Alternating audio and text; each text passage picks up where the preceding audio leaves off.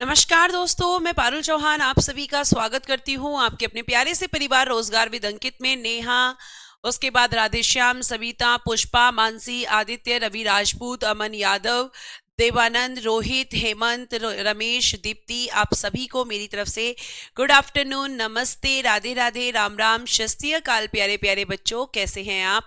उम्मीद है कि आप बहुत अच्छे होंगे और आपका रिवीजन भी बहुत अच्छा चल रहा होगा।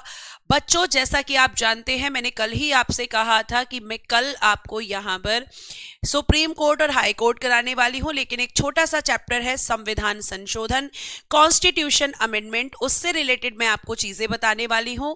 ठीक है, वो आपका मुश्किल से 10 मिनट का चैप्टर है। फिर हम पढ़ेंगे सुप्रीम कोर्ट, फिर पढ़ेंगे हाई कोर्ट, देन आपकी क्लास ऑफ होगी। प्लीज आप मुझसे ये मत कहिएगा कि मैम बस करो, मैम टाइम हो गया है, मैम ये हो गया है, क्योंकि मैंने आपको बोला है कि मुझे ट्यूसडे और वेडनेसडे तक सिलेबस को फिनिश करना है ताकि आपकी हिस्ट्री शुरू हो सके और आप अपना पॉलिटी का रिवीजन आराम से कर सकें। ठीक है, तो उम्मीद करती हूं कि आप सभी मुझे सपोर्ट करेंगे। और प्लीज बेटा ऐसी चीजें मत कहिएगा कि प्लीज मैम ये कर दो, मैम वो कर दो, बंद कर दो, हमसे नहीं हो रहा।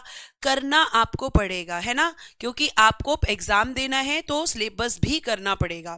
तो अब देखिए यहां पर, अगर मैं आपसे बात करती हूं तो सुप्रीम कोर्ट पढ़ने से पहले हम पढ़ेंगे संविधान संशोधन की प्रक्रिया। संविधान संशोधन की प्रक्रिया, आपसे मेरा एक क्वेश्चन है कि बताइए संविधान में संशोधन कौन करता है?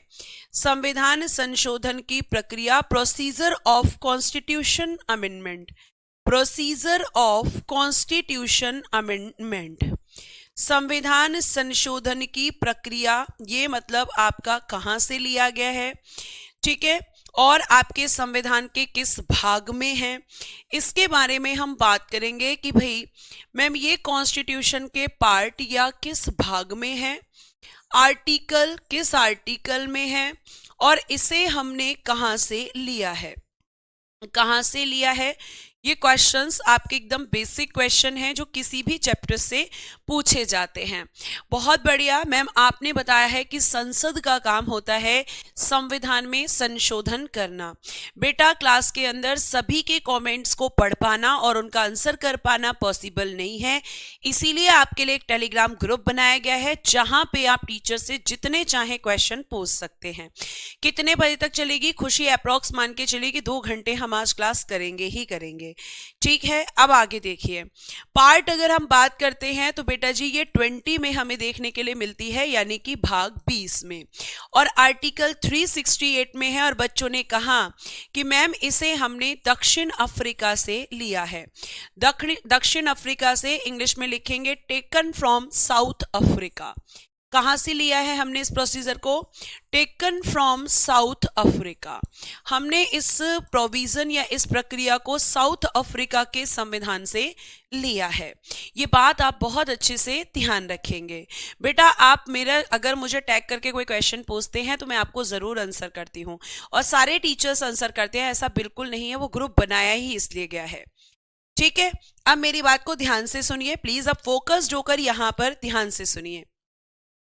अगर हम यहाँ पे बात करते हैं तो संविधान संशोधन करना किसका काम होता है, तो मैं ये लिखवा देती हूँ। अगर आपको वैसे तो पता है कि संविधान में जो संशोधन होता है, संविधान में संशोधन कौन करता है, तो संविधान में संशोधन संसद द्वारा किया जाता है, संसद द्वारा, यानी बाय द पार्लियामेंट। ठीक है, बाय द पार्लियामेंट। अब हम बात करते हैं कि संविधान में संशोधन करने के लिए कितने टाइप्स होते हैं या कितने प्रकार से हम संविधान में संशोधन करते हैं।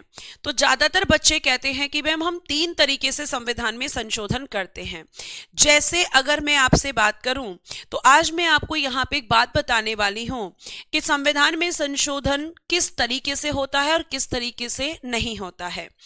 तो प्यारे बच्चे, अगर हम संविधान में संशोधन की बात करते हैं तो एक तो हम कहते हैं कि साधारण बहुमत से होता है, साधारण बहुमत यानी कि सिंपल मेजॉरिटी, एक तरीका तो ये होता है। लेकिन क्योंकि मैंने आपको हमेशा से ये कहा है कि साधारण बहुमत से संविधान में संशोधन नहीं किया जाता, संविधान में संशोधन नहीं किया जाता, क्योंकि बेटा जी सिंपल मेजॉरिटी से केवल और केवल सिंपल से चेंजेस होते हैं, संशोधन नहीं किया जाता। तो ये वाली जो प्रक्रिया है, ये सिंपल मेजॉरिटी से जो चेंजेस होते हैं वो केवल नॉर्मल परिवर्तन होते हैं और इन्हें हम कभी भी संविधान संशोधन नहीं कहते। तो जो साधारण बहुमत आपकी एक यहां पर एक प्रकार दे रखा है, एक टाइप दे रखा है संविधान संशोधन का, तो बेटा आपको ध्यान रखना है कि इससे कभी संविधान में संशोधन होता ही नहीं। अगर संशोधन होता तो आपके भारत में इंटरनल चेंजेस जो होते हैं उसे संविधान संशोधन कहते। अगर संशोधन होता तो विधान परिषद का जो गठन होता है तो उसे भी हम संविधान में संशोधन मानते। यानी कि सिंपल मेजॉरिटी से केवल और केवल साधारण परिवर्तन होते हैं, सिंपल मेजॉरिटी से कभी भी संविधान संशोधन नहीं होता है। आप ये हमेशा ध्यान रखेंगे। इसका एग्जाम्पल क्या है? तो एग्जाम्पल आप ले सकते हैं, आर्टिकल नंबर 3 इसका एग्जाम्पल है, आर्टिकल 169 इसका एग्जाम्पल है, जिसमें विधान परिषद का गठन या सृजन किया जाता है। तो क्या मैंने आपको यह बताया कि उत्तराखंड का बनना संविधान संशोधन है? क्या मैंने आपको बताया है कि छत्तीसगढ़ का बनना संविधान संशोधन है? नहीं, मैंने तो ये कहा है कि संविधान संशोधन नहीं है। मैंने यह भी आपको बताया था कि विधान परिषद का बनना या उसका खत्म होना संविधान संशोधन नहीं है, क्योंकि ये सारे काम किससे होते हैं? सिंपल मेजॉरिटी से, और सिंपल मेजॉरिटी से संविधान संशोधन नहीं होता। यानी संविधान में जो संशोधन होता है वो मोस्टली 2 प्रकार से होता है। कौन कौन से वो 2 प्रकार होते हैं वो भी मैं आपको बताऊंगी। 3 प्रकार माना जाता है, लेकिन 3 से नहीं होता, केवल 2 प्रकार से। एक आपने ये देखा, एक बेटा जी आपका होता है, ध्यान से सुनिएगा, एक मैंने आपको पढ़ाया है विशेष बहुमत। ठीक है, विशेष बहुमत मैंने आपको पढ़ाया है, जिसे कई बार आप इंग्लिश में इसको जैसे स्पेशल मेजॉरिटी कह देते हैं, या कई बार बेटा आप इसको 2/3 मेजॉरिटी भी कहते हैं। क्या कहते हैं आप इसको? मैम कई बार हम इसको 2/3 मेजॉरिटी के नाम से भी जानते हैं, यानी 2/3 बहुमत भी हम इसको कहते हैं। तो चाहे 2/3 बहुमत कहो या विशेष बहुमत कहो, एक ही बात होती है। क्या कहो कि मैम चाहे हम इसे विशेष बहुमत कहें या फिर हम इसे 2/3 बहुमत कहें, आपको पता है कि यहां पे ये एक ही बात है। ठीक है, एक ही बात होती है। तो आप ये ध्यान रखेंगे कि यहां पर आप लिखेंगे कि संविधान में जो सबसे ज्यादा संशोधन होते हैं, संविधान में, संविधान किसको कहते हैं तो पता है ना? कॉन्स्टिट्यूशन। संविधान मतलब कॉन्स्टिट्यूशन। संविधान में संशोधन सबसे अधिक, संविधान में संशोधन सबसे अधिक, यानी मैक्सिमम अमेंडमेंट इन कॉन्स्टिट्यूशन, संविधान में सबसे अधिक संशोधन इसी प्रक्रिया से होते हैं, इसी प्रक्रिया से होते हैं, इसी प्रक्रिया से होते हैं, या इसी बहुमत से होते हैं, इसी बहुमत से होते हैं। यह आपको ध्यान रखना है। ऑलमोस्ट आपके यहां पर आपके कॉन्स्टिट्यूशन में जितने भी अमेंडमेंट्स होते हैं बच्चे, वो सारे के सारे किससे होते हैं? मैम इस प्रोसीजर से होते हैं। स्पेशल मेजॉरिटी या 2/3 मेजॉरिटी से होते हैं। सबसे ज्यादा मेजॉरिटी आपको यही देखने के लिए मिलेगी। ठीक है, और उसके बाद में इससे संशोधन होते हैं, और एक होता है प्यारे बच्चों, एक और होती है आपकी विशेष बहुमत। मतलब स्पेशल मेजॉरिटी तो रहती ही रहती है वहां पर, स्पेशल मेजॉरिटी। ठीक है, स्पेशल मेजॉरिटी और आधे राज्यों की सहमति, और आधे राज्यों की सहमति, रेटिफिकेशन ऑफ आधे राज्यों की सहमति। कुछ ऐसे अमेंडमेंट होते हैं जिसमें स्पेशल मेजॉरिटी भी चाहिए और आधे राज्यों की सहमति, यानी कि रेटिफिकेशन ऑफ हाफ स्टेट्स, आधे राज्यों की सहमति मतलब हमारे पास कितने स्टेट्स हैं? तो मैम हमारे पास 28 स्टेट्स हैं। दो बहुमत कौन कौन से हैं बता तो रही हूं, एक ये वाला और एक ये वाला। इसमें विशेष बहुमत भी रहता है और रेटिफिकेशन ऑफ हाफ स्टेट्स भी रहता है। यानी पहले विशेष बहुमत से प्रस्ताव पारित करो और फिर आधे राज्यों की उस प्रस्ताव पर सहमति भी लो। जैसे आपके यहाँ पर प्यारे बच्चे कितने आपके यहाँ पर हम कह सकते हैं कि स्टेट है, तो आप कहोगे मैम 28 स्टेट हैं। तो 28 स्टेट में से 14 स्टेट्स का अप्रूवल मिलेगा, तब जाकर कुछ ऐसे संशोधन होते हैं जो संविधान में होते हैं। क्या मैम ऐसे संशोधन का कोई एग्जाम्पल है? जी हाँ बेटा, इसका एग्जाम्पल है आर्टिकल नंबर 54, जिसमें राष्ट्रपति का निर्वाचक मंडल है। आर्टिकल नंबर 55 जिसमें राष्ट्रपति की निर्वाचन पद्धति है। खुद आर्टिकल नंबर 368 एक्सेट्रा और भी इसके एग्जाम्पल्स हैं। तो कहने का मतलब है कि अगर कल जाकर तुम्हारे संविधान में राष्ट्रपति के निर्वाचक मंडल में कोई भी संशोधन होता है, तो आपको पहले उस मोशन को स्पेशल मेजॉरिटी से पास करना होगा और फिर हाफ स्टेट्स की सहमति लेनी होगी, आधे राज्यों की सहमति लेनी होगी, रेटिफिकेशन ऑफ हाफ स्टेट्स। तो आपके ये दो प्रकार से संशोधन होते हैं, एक ये वाला और एक ये वाला। ये आपका टफ प्रोसीजर होता है काफी, क्योंकि पहले इसमें विशेष स्पेशल मेजॉरिटी भी चाहिए और बाकी 14 स्टेट सपोर्ट नहीं भी करेंगे तो भी होगा बिल्कुल, क्योंकि चुनमुन बेटा यहां पर बोला गया है कि आधे राज्यों की सहमति चाहिए, पूरे राज्यों की नहीं।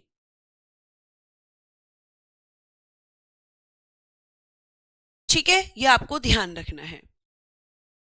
गमनधरम चौधरी, आपने जो क्वेश्चन पूछा है उस क्वेश्चन का कोई सेंस ही नहीं है बेटा, क्योंकि धन विधेयक आप कह रहे हो संविधान संशोधन है या नहीं। धन विधेयक तो एक बिल है, संविधान संशोधन विधेयक अलग होता है और धन विधेयक अलग होता है। आप दोनों को जोड़कर एक क्वेश्चन बना दिए हो।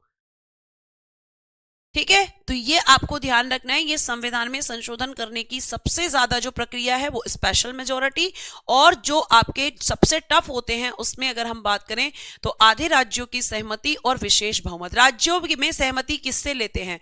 राज्यों के विधानमंडल से। शिवम, राज्यों के विधानमंडल से राज्यों की सहमति है। आधे राज्यों की सहमति कि राज्य में कौन होते हैं? विधानमंडल, लेजिस्लेचर, उनसे सहमति। ठीक है, तो सहमति कौन देता है राज्यों में? तो आप कहोगे विधानमंडल, लेजिस्लेचर। ये बहुत सारे बच्चों का क्वेश्चन आ रहा है, तो बेटा लेजिस्लेचर देता है, ये आपको ध्यान रखना है। अगर इतने राज्यों के लेजिस्लेचर अप्रूवल देंगे, सहमति देंगे, तो आपको ध्यान रखना है तब जाकर ये संशोधन होगा, अदरवाइज नहीं होगा। संशोधन क्या होता है मानसी कह रही है? संशोधन होता है संविधान में परिवर्तन। जैसे आप बड़ी हुई हैं मानसी, तो आपके जीवन में परिवर्तन हुआ समय के हिसाब से, ऐसे ही हमारा जो संविधान है वो एक बच्चा था जब वो बना था, और उसमें समय के हिसाब से परिवर्तन होते रहते हैं। ठीक है, ये आपको ध्यान रखना है। तो ये आर्टिकल्स आपके कुछ एग्जाम्पल्स मैंने यहाँ पे दिए हैं कि किस किस में परिवर्तन इस तरीके से होता है। इसमें तो ज्यादातर परिवर्तन आपके होते ही हैं। इलेक्शन कमीशन मैंने कल करा दिया है त्रिभुवन बेटा, आपका हो चुका है, आप पीछे हैं काफी। तो यहां तक चीजें अगर समझ में आई हों प्यारे बच्चे, तो फटाफट मुझे एक बार थम्स अप कर दें। फटाफट एक बार थम्स अप कर दें अगर यहां तक की चीजें आपको समझ में आ गई हैं, तो प्लीज आपसे रिक्वेस्ट है कि आप थम्स अप करें फटाफट से।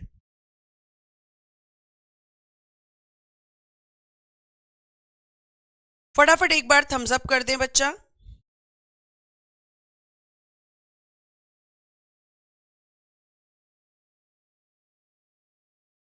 आ गया है समझ में? चलिए अब मैं बात करती हूं बच्चे, जो आज आपका टॉपिक पड़ा हुआ है, जिसका नाम है उच्चतम न्यायालय। कुछ बच्चे कहेंगे मैम इसको सर्वोच्च न्यायालय कहते हैं। बेटा आप चाहें उच्चतम न्यायालय कहें या आप इसको सर्वोच्च न्यायालय कहें, बात एक ही होती है, और इसको इंग्लिश में कहा जाता है सुप्रीम कोर्ट। अब बहुत सारे बच्चे बोलते हैं सुप्रीम कोर्ट भारत में कितने हैं, तो बेटा सुप्रीम कोर्ट पूरे भारत में एक ही होता है। सुप्रीम कोर्ट पूरे देश का एक ही होता है। और आपके देश का सुप्रीम कोर्ट बच्चे कहां पर है, तो आप कहोगे कि मैम हमारे देश का सुप्रीम कोर्ट जो है वो हमारे देश मतलब हमारे केंद्र शासित प्रदेश दिल्ली में है। राजीव 368 में खुद संविधान संशोधन है। अगर आपको 368 में भी चेंज करना होगा तो उसी तरीके से करना होगा। ठीक है, अब देखिए यहां पर क्या लिखा है, सर्वोच्च न्यायालय यानी कि सुप्रीम कोर्ट। कुछ बच्चे ऐसे हैं जो क्लास ही नहीं करते हैं, कभी कभी क्लास में आ जाते हैं और बाकी बच्चों को भी फिर डिस्टर्ब करते हैं। ये बहुत गलत बात है बेटा, बहुत गलत बात है। ठीक है, तो ये पार्ट 5 में और आर्टिकल 124 से लेकर 147 तक आपके सुप्रीम कोर्ट के बारे में आपके संविधान ने डिफाइन किया है। यानी सुप्रीम कोर्ट की जो स्थापना की गई है वो आपको बता दूं यहां पर कि सुप्रीम कोर्ट की स्थापना किसके हिसाब से की गई है, तो संविधान के अनुसार। संविधान ने सुप्रीम कोर्ट को स्थापित किया है। अब सुनिए, सबसे पहले मैं आपको बता दूं कि सुप्रीम कोर्ट लिखना पूरे भारत, भारत लिख लो या ब्रैकेट में लिख लो देश, ये कितने होते हैं, तो आप कहोगे कि मैम एक होता है, एक होता है। और ये कहां पर है, तो मैम हमारा जो वर्तमान सुप्रीम कोर्ट है वो दिल्ली में है, दिल्ली में। अब क्वेश्चन आता है कि सुप्रीम कोर्ट की स्थापना कब हुई थी, यानी इसको एस्टैब्लिश कब किया गया था, और इसका उद्घाटन यानी कि इसने काम करना शुरू कब किया था, इनॉग्रेशन कब हुआ था इसका, तो स्थापना हुई थी 26 जनवरी 1950 को, जिस दिन आपका संविधान लागू हुआ था। 26 जनवरी 1950 को संविधान द्वारा, बाय द कॉन्स्टिट्यूशन, क्योंकि कॉन्स्टिट्यूशन में इसके बारे में बातें हैं। और उद्घाटन किया गया था 28 जनवरी 1950 को।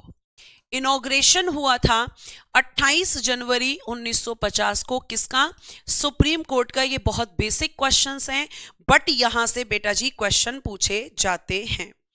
फिर यहां से क्वेश्चन बनता है कि भारत का पहला सुप्रीम कोर्ट कब बना था, भारत का पहला सुप्रीम कोर्ट कब बना था, ध्यान से।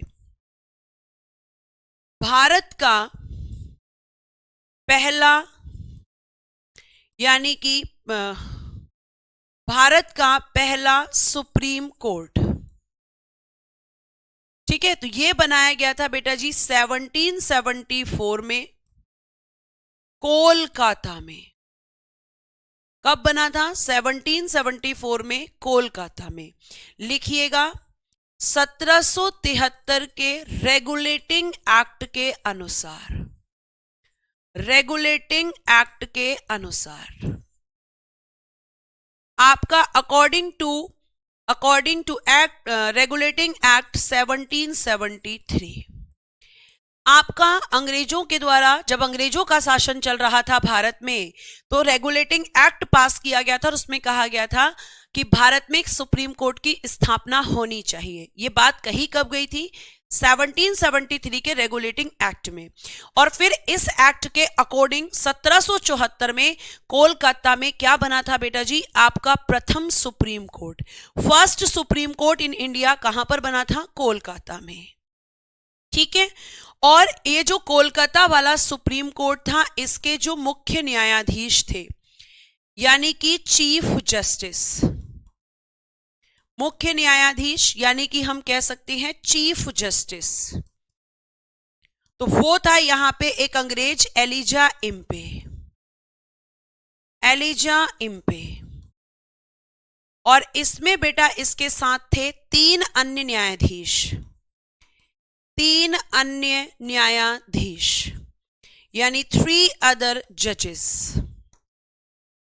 और वो कौन कौन थे, तो आप कहेंगे लिमेस्टर,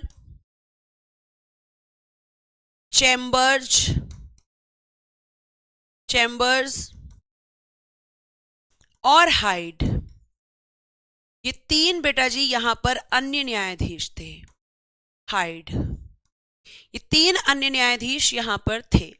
ठीक है, तो चैम्बर्स, लिमिस्टर और हाइड, चैम्बर्स, लिमिस्टर और हाइड। 1773 नहीं होगा समीर, 1774 होगा। रेगुलेटिंग एक्ट प्यारे बच्चे, जब अंग्रेजों का यहां शासन चल रहा था, एक्ट क्या होता है? कानून। एक्ट क्या होता है बेटा? कानून होता है। तो जब अंग्रेजों का शासन था तो अंग्रेजों के कानून, तो अंग्रेजों के कानून का नाम 1773 का रेगुलेटिंग एक्ट। जब वो यहां पर शासन कर रहे थे तो वही नियम कानून बनाते थे। आज हमारी संसद बनाती है क्योंकि हम यहां पर अब शासन करते हैं, हमारे भारतीय लोग भारत के शासन को संभालते हैं। ठीक है, तो आपका भारत में पहला सुप्रीम कोर्ट कब बनाया गया था? 1774 में। आपके सुप्रीम कोर्ट की स्थापना कहां हुई थी? कोलकाता में। किस एक्ट के अनुसार? 1773 के रेगुलेटिंग एक्ट के अनुसार। फिर पूछा जाता है कि भारत में एक संघीय न्यायालय बनाया गया था। यहां तक लिख लिया आप लोगों ने? यहां तक लिख लिया?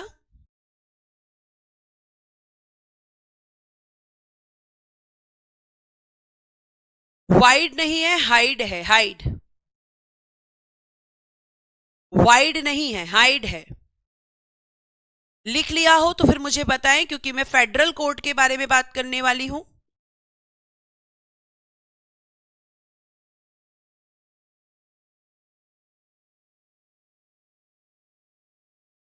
ठीक है, लिख लिया, चलो बहुत बढ़िया। ये सारे अंग्रेज हैं बेटा, ये जितने भी नाम हैं सब अंग्रेज, क्योंकि अंग्रेजों के समय की बात हो रही है। भारत आजाद हुआ था 1947 में। अब देखो, आपका एक क्वेश्चन पूछा जाता है, भारत का पहला संघीय न्यायालय, पहला संघीय न्यायालय यानी फर्स्ट फेडरल कोर्ट, पहला संघीय न्यायालय, first federal court of India. तो भारत का जो पहला संघीय न्यायालय था बेटा, इसकी स्थापना 1 अक्टूबर 1937, ठीक है, 1 अक्टूबर 1937 को किस अधिनियम के अनुसार? तो आप कहेंगे भारत शासन अधिनियम, भारत शासन अधिनियम 1935 के अनुसार।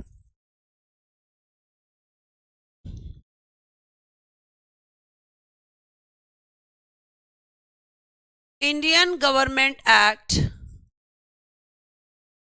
1935, इसमें कहा गया था कि भारत में एक फेडरल कोर्ट बनना चाहिए, भारत में एक संघीय न्यायालय की स्थापना होनी चाहिए। और ये संघीय न्यायालय बेटा कहां पर बनाया गया था? तो ये संघीय न्यायालय जो बनाया गया था, ये बनाया गया था दिल्ली में, दिल्ली में बनाया गया था। इसमें जो मुख्य न्यायाधीश थे यानी चीफ जस्टिस, उसका नाम था मॉरिस ग्वेयर। मुख्य न्यायाधीश, चीफ जस्टिस, उसका नाम था मॉरिस ग्वेयर, मॉरिस ग्वेयर। ठीक है, और इसमें इसके साथ में 6 अन्य न्यायाधीश थे, 6 अदर जजेस, 6 अदर जजेस। और आपको मैं बता दूं कि ये जो फेडरल कोर्ट है, इसी को फिर बनाया गया था भारत आजाद भारत में सुप्रीम कोर्ट। तो इस फेडरल कोर्ट के जो लास्ट चीफ जस्टिस थे, लास्ट चीफ जस्टिस यानी अंतिम मुख्य न्यायाधीश, फर्स्ट तो मॉरिस ग्वेयर था और अंतिम कौन था? तो अंतिम थे ma'am Hiralal J Kania, Hiralal J Kania, Hiralal J Kania. ये अंतिम चीफ जस्टिस थे किसके? फेडरल कोर्ट के। और जब भारत आजाद हुआ, तो आप मुझे बताइए भारत आजाद कब हुआ? मुझे बताइए भारत आजाद कब हुआ? भारत आजाद कब हुआ? तो आप कहेंगे कि मैम अगर हम बात करते हैं तो स्वतंत्र भारत के स्वतंत्र भारत के सुप्रीम कोर्ट के पहले चीफ जस्टिस या पहले मुख्य न्यायाधीश, फर्स्ट चीफ जस्टिस, तो उनका नाम था हीरालाल जे कानिया। हीरालाल जे कानिया ही बने थे। तो आपके जिस सुप्रीम कोर्ट की स्थापना 26 जनवरी 1950 को हुई थी और जिसने 28 जनवरी 1950 को काम करना शुरू किया था, उसके फर्स्ट चीफ जस्टिस थे Hiralal J Kania. Very good ma'am. 15 अगस्त 1947 को। तो 15 अगस्त 1947 को आपका देश आजाद हुआ और 26 जनवरी 1950 को आपका सुप्रीम कोर्ट स्थापित हुआ। तो इस सुप्रीम कोर्ट के कौन से वाले सुप्रीम कोर्ट है मैम, जिसकी स्थापना 26 जनवरी 1950 को हुई थी और जो वर्तमान दिल्ली में स्थित है, तो उसके जो फर्स्ट चीफ जस्टिस थे वो थे हीरालाल जे कानिया। ठीक है। तो जो संघीय न्यायालय था उसे क्या नाम दे दिया गया, भारत का उच्चतम न्यायालय, सुप्रीम कोर्ट बना दिया गया था कि ये संघीय न्यायालय अब इसका नाम नहीं रहेगा, इसका नाम होगा supreme court of India, Bharat का आपका उच्चतम न्यायालय। तो पहले सुप्रीम कोर्ट की स्थापना कब हुई, पहले फेडरल कोर्ट की स्थापना कब हुई और वर्तमान में जो आपका सुप्रीम कोर्ट है उसकी स्थापना कब हुई, ये सारी चीजें बेटा मैंने आपको बताई। ये सब फैक्ट्स हैं और यहां से क्वेश्चंस बनते हैं। ठीक है। अगर मैं बात करूं कि मैम जैसे आपने ये बताया कि फर्स्ट थे हीरालाल जे कानिया, तो आप हमें ये बताइए कि अगर हम बात करते हैं वर्तमान में कौन है, तो वर्तमान में देखो 52वें हैं आप, 52 नंबर के हैं जस्टिस गवई। ठीक है। अब बहुत सारे बच्चे कहेंगे नहीं चेंज हो गए हैं मैम, अभी ध्यान से सुनो। और 53वें आपके कौन बनेंगे, 53वें बनेंगे सूर्यकांत जी। और ये कब शपथ लेंगे, तो आप कहोगे कि मैम अब ये, सॉरी यहां से हटा देना, यहां लिखना वर्तमान। तो इन्होंने कब शपथ ली है मैम, इन्होंने शपथ ली है 24 नवंबर 2025 को। इन्होंने कब शपथ ले ली, इन्होंने शपथ ले ली 24 नवंबर 2025 को। तो वर्तमान में कौन है, सूर्यकांत जी। वर्तमान में कौन है बेटा जी, सूर्यकांत जी। तो ये कौन से नंबर के हैं, 53 नंबर के। और 52 नंबर के कौन थे, तो आप कहेंगे जस्टिस गवई। तो 52 और 53 क्यों बताए हैं, क्योंकि ये एकदम लेटेस्ट है। इन प्रेजेंट कौन है, सूर्यकांत जी, जिन्होंने शपथ ले ली है 24 नवंबर 2025 को। ये आपको ध्यान रखना है। और अभी क्या चल रहा है, 2026। ठीक है, यहां तक की बात समझ में आई। अब अगर आप मुझसे पूछने लगो या एग्जामिनर आपसे पूछने लगे कि जो सुप्रीम कोर्ट है, इस सुप्रीम कोर्ट की पहली महिला मुख्य न्यायाधीश कौन है, पहली महिला मुख्य न्यायाधीश, तो बेटा मैं आपको बता दूं कि आज तक भी आपके सुप्रीम कोर्ट में कोई भी चीफ जस्टिस फीमेल नहीं बनी है। ये आज तक बनी ही नहीं है, ये आज तक बनी ही नहीं है। अब बहुत सारे बच्चे बोले फातिमा बीबी, तो पता है वो कौन है, सुप्रीम कोर्ट की पहली महिला न्यायाधीश हैं। वो चीफ जस्टिस नहीं है, वो केवल जज हैं और उनका नाम है फातिमा बीबी। उनका नाम है फातिमा बीबी।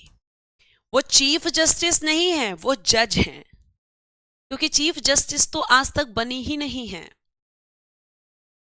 क्योंकि मैम चीफ जस्टिस तो आज तक बनी ही नहीं है।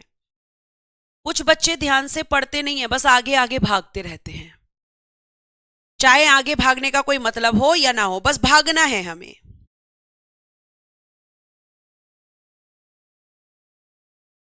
अब आता है कि जो हमारा वर्तमान में सुप्रीम कोर्ट है उसका गठन, यहां तक लिख लिया है, लिख लिया हो तो एक बार बताएं फटाफट। आशीष, इसके लिए आप हमारी कॉलिंग टीम से कांटेक्ट करें, ये काम उनका है बेटा, ये मेरे हाथ में नहीं है। लीला सेठ मानसी वो आपकी हाई कोर्ट की चीफ जस्टिस हैं। सुप्रीम कोर्ट में आज तक कोई भी फीमेल चीफ जस्टिस नहीं बनी है। हो गया है, शाबाश। अब लिखना आर्टिकल 124। इसमें क्या है? तो मैम इसमें हमारा जो सुप्रीम कोर्ट आज के समय पर है उसके गठन की बात की गई है। सुप्रीम कोर्ट का गठन, ठीक है, ये आर्टिकल 124 में। तो गठन कैसे होता है? तो मैम सुप्रीम कोर्ट में एक मुख्य न्यायाधीश होते हैं, ठीक है, यानी चीफ जस्टिस होते हैं, सीजे लिखूंगी अब मैं। और मैम अन्य न्यायाधीश होते हैं, यानी अदर जजेस होते हैं, और इनसे मिलकर ही बनता है हमारा उच्चतम न्यायालय।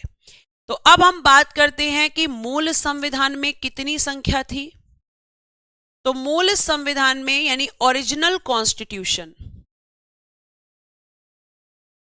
ओरिजिनल कॉन्स्टिट्यूशन में बेटा जी 1+7 कितनी थी? आप कहोगे मैम 1+7 यानी एक चीफ जस्टिस और 7 अदर जजेस, यानी टोटल 8 जजेस।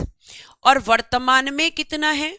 तो मैम वर्तमान में 1+33, एक चीफ जस्टिस और 33 अदर जजेस, यानी टोटल 34। टोटल कितने थे बेटा? 34 इन प्रेजेंट। और मूल संविधान में कितने थे? तो आप कहोगे 8।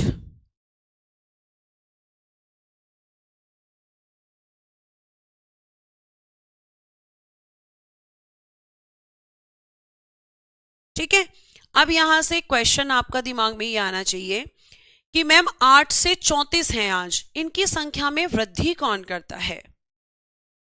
इनकी संख्या में वृद्धि कैसे होती है या कौन करता है, ये आप हमें बताइए। तो देखो, सुप्रीम कोर्ट के न्यायाधीशों की संख्या में वृद्धि, न्यायाधीशों की संख्या में वृद्धि, increase the number of judges, increase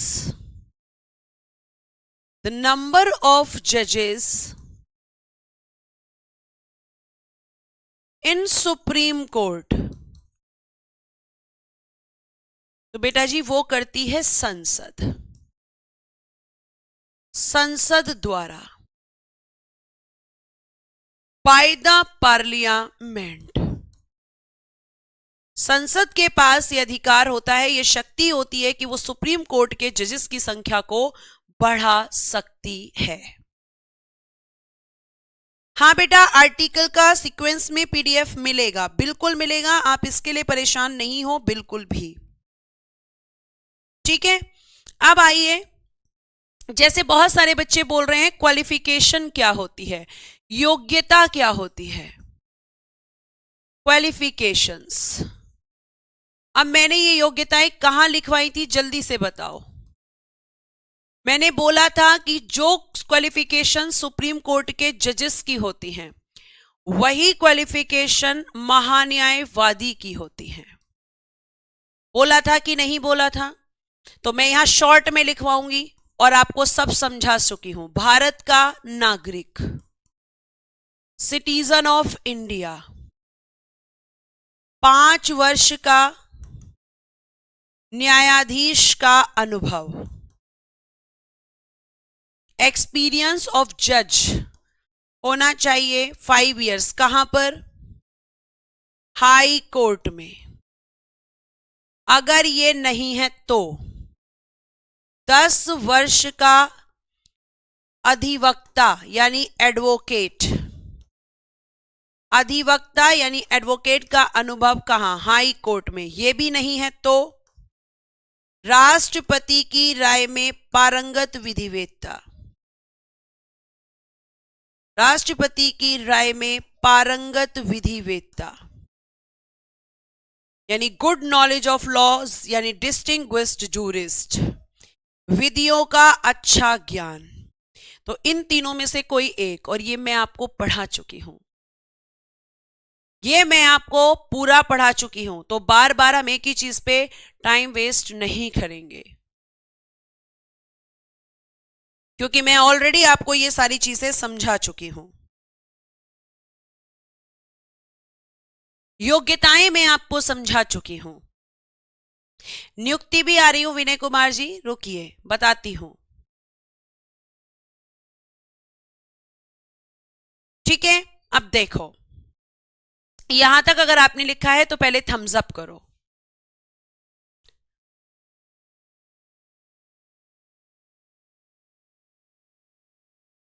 जो रेगुलर क्लासेस नहीं करेंगे उनको दिक्कत होगी होगी, ये मैं एक बार नहीं 100 बार कह चुकी हूं। हो चुका है बेटा, आगे चल सकती हूं, आगे बता सकती हूं। ठीक है, गोविंद नरोडे जी, आपने क्लास नहीं की है ना, इसलिए आप पूछ रहे हैं कि तीसरा पॉइंट क्या होगा। तीसरा पॉइंट ये होता है कि जो एक्सपीरियंस किसी भी जज को हाई कोर्ट या सुप्रीम कोर्ट, हाई कोर्ट में प्रैक्टिस के बाद मिलता है, जज या वकील को या एडवोकेट को, तो वो एक्सपीरियंस उसे विदाउट प्रैक्टिस होना चाहिए, यानी विधियों का अच्छा ज्ञान होना चाहिए। राष्ट्रपति की राय में एक बार महान्यायवादी देखना जाकर, ये चीफ जस्टिस की भी योग्यताएं हैं और ये जजेस की भी योग्यताएं हैं, ये होना ही चाहिए बेटा। ठीक है, आगे देखो, अब आते हैं कि मैम नियुक्ति, आर्टिकल 124 का सब क्लॉज 2, नियुक्ति, अपॉइंटमेंट,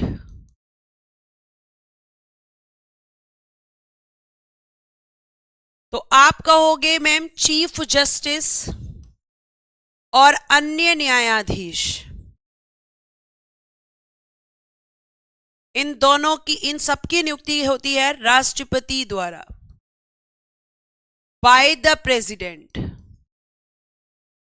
बाय द प्रेसिडेंट। मुख्य न्यायाधीश की भी और अन्य न्यायाधीश। सीजे का मतलब है चीफ जस्टिस। समीर ऐसा क्या पढ़ा दिया, इतना क्या मैंने डीप पढ़ा दिया जो आप बार बार 1 घंटे से इसी लाइन को लिख रहे हैं? ऐसा मैंने कुछ नहीं पढ़ाया है। हाँ, 10 वर्ष का अधिवक्ता का एक्सपीरियंस है, लिखा हुआ है ना। अगर न्यायाधीश का नहीं है तो अधिवक्ता यानी एडवोकेट का एक्सपीरियंस। सीजे का full form chief justice, chief justice यानी कि मुख्य न्यायाधीश। तो इन सबकी नियुक्ति कौन करते हैं? आपके राष्ट्रपति।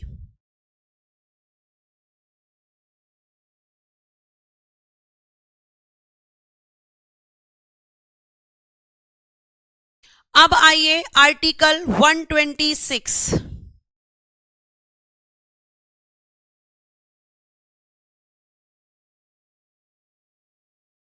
कार्यवाहक मुख्य न्यायाधीश की नियुक्ति। कार्यवाहक मुख्य न्यायाधीश,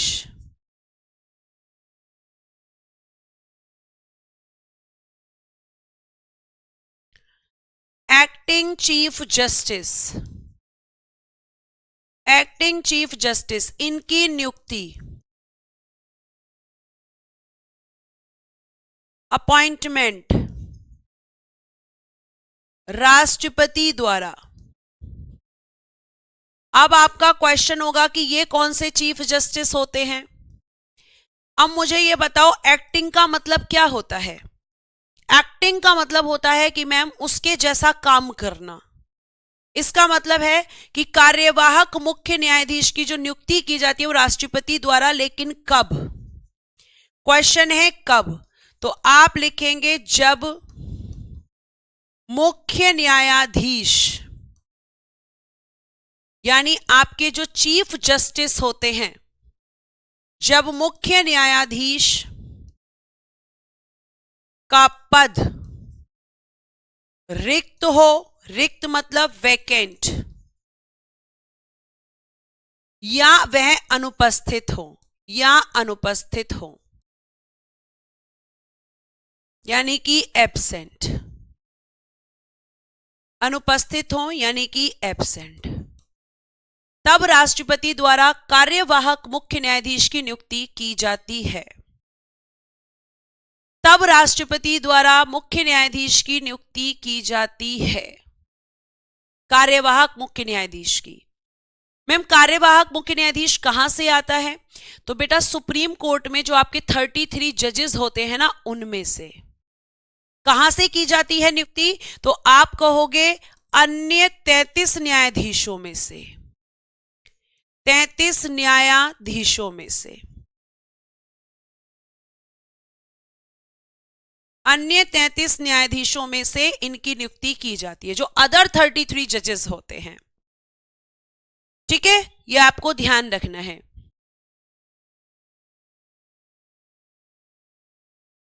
इतनी बात समझ में आ रही है?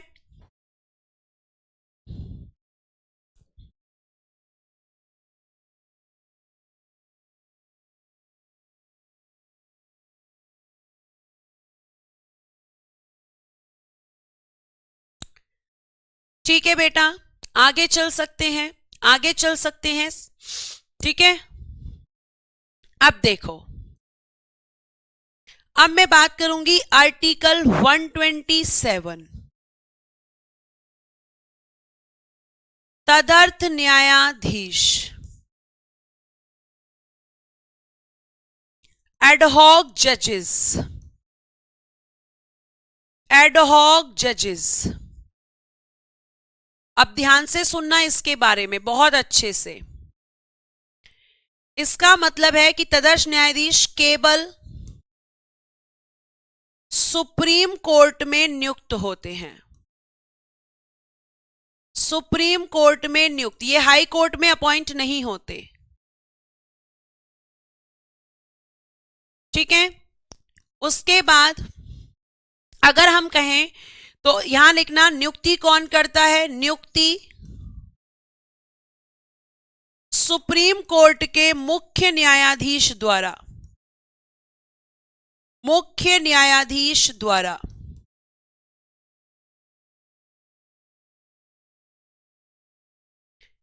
सुप्रीम कोर्ट के चीफ जस्टिस द्वारा, राष्ट्रपति के पूर्वानुमोदन से,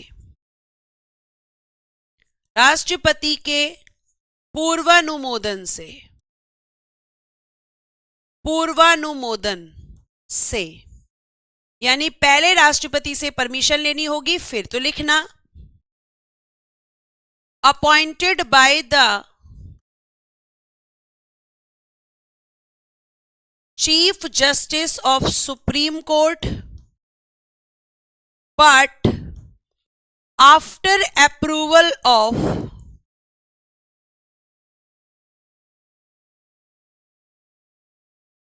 प्रेसिडेंट। तो नियुक्ति कौन करता है और किसके अप्रूवल से करता है, आपको समझ में आया होगा। लेकिन मैम क्यों की जाती है? मैम क्यों की जाती है? ठीक है, तो आप कहोगे कि नियुक्ति क्यों? तो नियुक्ति जब सुप्रीम कोर्ट का, जब सुप्रीम कोर्ट में गणपूर्ति, गणपूर्ति को क्या कहते हैं? कोरम। जब सुप्रीम कोर्ट का कोरम या गणपूर्ति पूरी ना हो, कोरम पूरा नहीं होता, तब आपके एडहॉक जजेस अपॉइंट किए जाते हैं। तदर्थ न्यायाधीश अनुष्का जी ऐसे न्यायाधीश होते हैं जो तभी नियुक्त किए जाते हैं जब सुप्रीम कोर्ट की किसी बैठक को करने के लिए कोरम कंप्लीट नहीं होता, गणपूर्ति पूरी नहीं होती, तो आपके एडहॉक जजेस अपॉइंट होते हैं और ये कोरम को पूरा करने के लिए अपॉइंट होते हैं। कौन लोग होते हैं? तो कोई भी हाई कोर्ट का ऐसा जज। कहां से आते हैं ये एडहॉक जजेस? हाई कोर्ट से, हाई कोर्ट से आते हैं, ये हाई कोर्ट से आते हैं। तो हाई कोर्ट का कोई भी ऐसा जज जिसके पास में, हाई कोर्ट का जज जिसके पास सुप्रीम कोर्ट का जज बनने की योग्यता हो, सुप्रीम कोर्ट का जज बनने की योग्यता हो, ऐसे नहीं कि किसी भी हाई कोर्ट के जज को उठा के ले आएंगे, जी नहीं। जिसके पास में क्वालिफिकेशन होगी, सुप्रीम कोर्ट का जज बनने की योग्यता होगी, उसी को आपका एडहॉक जज अपॉइंट किया जाता है। प्रतीक शुक्ला जी जाके संसद पढ़िए, जाकर संसद पढ़िए।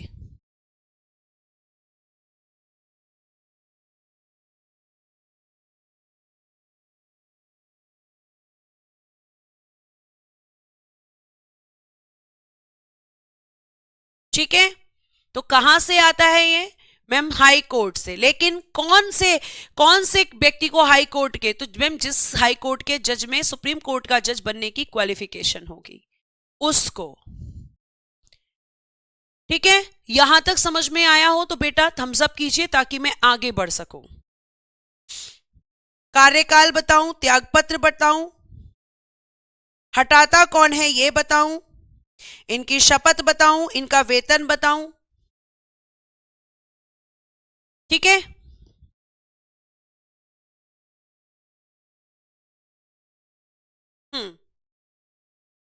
आगे चल सकती हूं बेटा?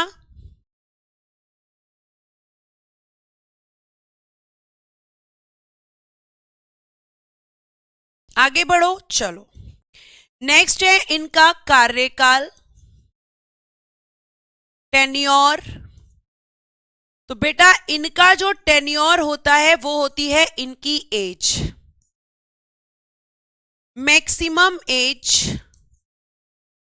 अधिकतम आयु 65 ईयर्स। इनकी मिनिमम एज नहीं होती, मैक्सिमम एज होती है। तो इनका रिटायरमेंट एज कितना होता है? 65 ईयर्स।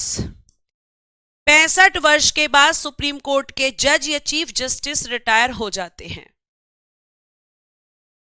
ठीक है, इतनी बात आपको ध्यान रखनी है। तो ये हो गया इनका कार्यकाल। फिर बच्चे ने पूछा त्यागपत्र बताओ। ये लोग अपना रेजिग्नेशन किसको देते हैं? तो चाहे आपके जज हो या चीफ जस्टिस हो, ये अपना त्यागपत्र राष्ट्रपति को देते हैं, राष्ट्रपति को।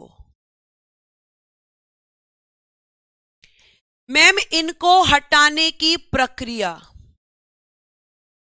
रिमूवेबल प्रोसेस क्या है? कौन हटाता है? Removable process.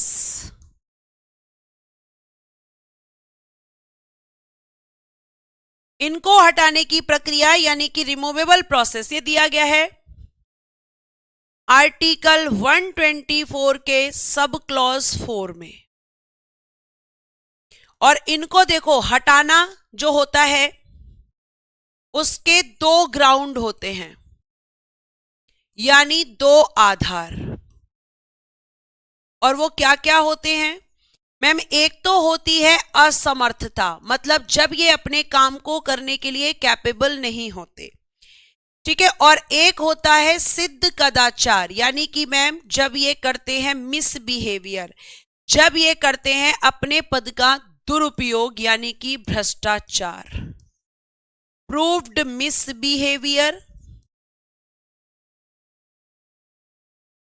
और असमर्थता मतलब इनकैपेसिटी, इनकैपेसिटी जब ये अपने काम को करने के समर्थ नहीं होते। ठीक है, तो इनकैपेसिटी और आप कह सकते हो कि मैम यहां पर असमर्थता, प्रूव्ड मिसबिहेवियर। ठीक, ये आपको ध्यान रखना है। अब बात आती है कि हटाता कौन है? तो बेटा जी संसद द्वारा विशेष बहुमत कह लो या 2/3 बहुमत कह लो, संसद द्वारा विशेष बहुमत या 2/3 बहुमत से पारित प्रस्ताव द्वारा, पारित प्रस्ताव द्वारा। ठीक है, और संसद का कोई भी सदन इनको हटाने की शुरुआत कर सकता है। देखो अगर इनको हटाना है और इनको हटाने की शुरुआत अगर करेगी आपकी लोकसभा, तो लोकसभा को 100 सदस्यों का समर्थन चाहिए। किसके लिए? प्रस्ताव को लाने के लिए, केवल प्रस्ताव लाने के लिए, पास करने के लिए नहीं। और अगर राज्यसभा शुरुआत करेगी तो राज्यसभा को 50 सदस्यों का समर्थन चाहिए। किसके लिए? केवल प्रस्ताव को लाने के लिए। प्रस्ताव पास किससे होगा? पास तो 2/3 बहुमत से होगा, दोनों सदनों से, लेकिन प्रस्ताव को केवल लाने के लिए कितना चाहिए? तो आप कहोगे अगर लोकसभा लाएगी तो 100 सदस्यों का समर्थन, और अगर राज्यसभा लाएगी तो 50 सदस्यों का समर्थन। सिद्ध कदाचार लिखा है अनु, सिद्ध कदाचार, ठीक है, तो ये आप ध्यान रखेंगे। अब आती है ओथ, शपथ, ओथ, शपथ। आर्टिकल 124 का सब क्लॉज 6 कौन दिलाता है? शपथ राष्ट्रपति द्वारा दिलाई जाती है, शपथ राष्ट्रपति द्वारा। ये इनकी शपथ हो गई।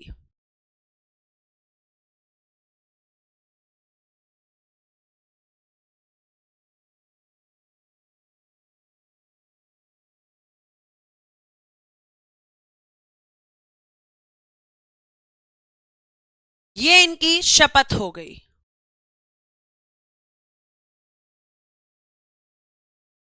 बात समझ में आई बेटा? आगे चल सकते हैं।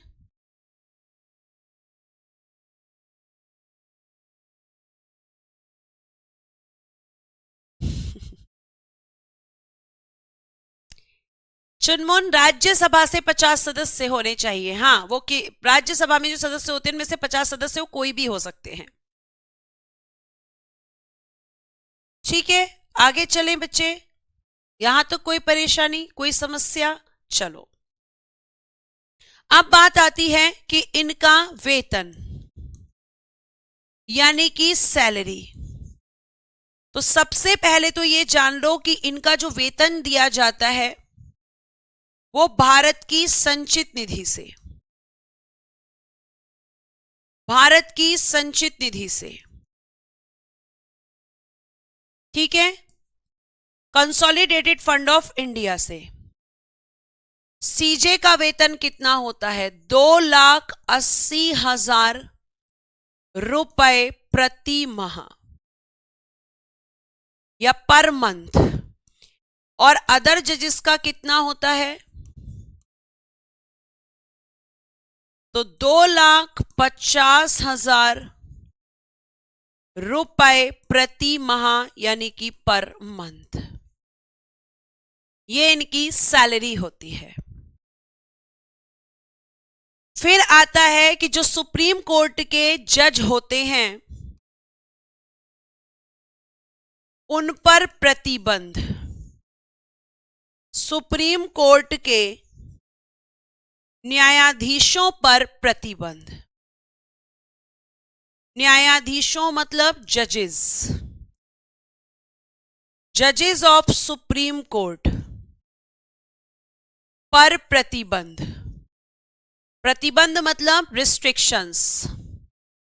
और ये रिस्ट्रिक्शंस कब लगते हैं बेटा? मैम, आफ्टर रिटायरमेंट, सेवानिवृत्ति के पश्चात, सेवानिवृत्ति के पश्चात, आफ्टर रिटायरमेंट। और क्या प्रतिबंध लगते हैं? प्रतिबंध लगते हैं कि किसी भी न्यायालय में वकालत, किसी भी न्यायालय में वकालत, न्यायालय यानी कि कोर्ट, चाहे कोई भी कोर्ट हो, वहां पर वकालत यानी कि एडवोकेसी, वकालत यानी कि एडवोकेसी आप नहीं कर सकते। किसी प्राधिकारी के अधीन किसी प्राधिकारी के अधीन कार्य नहीं कर सकते, अधीन कार्य नहीं कर सकते। मतलब आप ऐसा नहीं कर सकते, यह आपको ध्यान रखना है।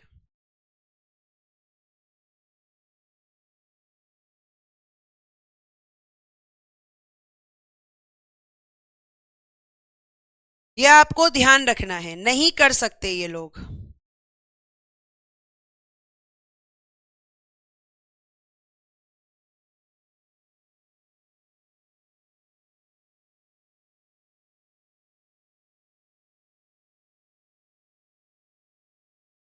ठीक है, आगे देखिए बेटा, क्लास में फोकस रहेगा तो तुम्हें यह भी पता रहेगा कि सीजे की फुल फॉर्म क्या है। अब देखिए आगे आर्टिकल 129, इसमें क्या है कि जो सुप्रीम कोर्ट होता है वो क्या होता है, एक अभिलेख न्यायालय। अभिलेख न्यायालय होता है, यानी कि कोर्ट ऑफ रिकॉर्ड। क्या होता है ये, कोर्ट ऑफ रिकॉर्ड। मैम इसका क्या मतलब है, अभिलेख न्यायालय किसको कहते हैं? तो बेटा जी, अभिलेख न्यायालय जो होता है, कोर्ट ऑफ रिकॉर्ड जो होता है, वो ऐसे न्यायालय को कहते हैं, ऐसे कोर्ट को कहते हैं जिसके द्वारा जो डिसीजन दिए जाते हैं, जो जजमेंट दिए जाते हैं, जो निर्णय दिए जाते हैं, उनको एक फाइल में लिखा जाता है। आपने देखा होगा, पिक्चर में देखा होगा, रियलिटी में नहीं। तो एक जज बैठा रहता है और वो केस सुन के कॉपी में या रजिस्टर में कुछ लिखता रहता है। तो उसके जो जजमेंट होते हैं उनको रिटन फॉर्म में रख दिया जाता है। क्यों मैम? ताकि अगर सेम वैसा केस आए तो जो आपके कोर्ट होते हैं वो उस जजमेंट को देखकर अपना जजमेंट दे सके, वो उस जजमेंट को देकर अपना जजमेंट दे सकें। यानी सुप्रीम कोर्ट के सारे फैसले रिटन फॉर्म में रखे जाते हैं, उसी को हम कहते हैं कोर्ट ऑफ रिकॉर्ड। क्या supreme court he court of record होता है? जी नहीं, हाई कोर्ट भी कोर्ट ऑफ रिकॉर्ड होता है। तो आपका हाई कोर्ट का भी मैं यहीं लिखवा देती हूं आर्टिकल, या मैं हाई कोर्ट में ही लिखवाऊंगी, छोड़ो कंफ्यूज हो जाओगे। ठीक है, तो ये होता है कोर्ट ऑफ रिकॉर्ड। बेटा समझ में आया हो तो एक बार रिस्पॉन्स करने के लिए थम्स अप करना बच्चे। फिर आइए आर्टिकल 131, इसमें क्या है? तो इसमें सुप्रीम कोर्ट का प्रारंभिक कह लीजिए या मूल कह लीजिए, एक ही बात है, मूल क्षेत्राधिकार, यानी original jurisdiction of supreme court. Original jurisdiction of supreme court. Ma'am इसका क्या मतलब है?